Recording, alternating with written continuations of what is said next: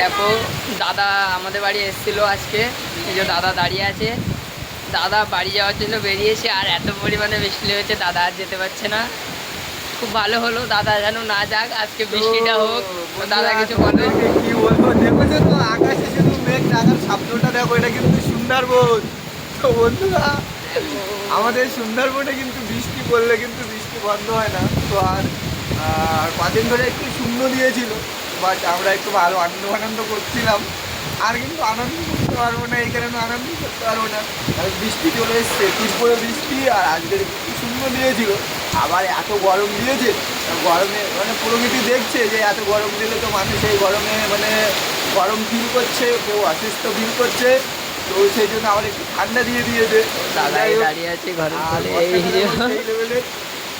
আর আমরা আর তো বুঝতে পারছো বন্ধুরা, তো বেশি কিছু বলবো না। ভিডিওতে দেখা হচ্ছে, সবাই ভালো থাকবে, মাছটা অনুভব করো। টাটা।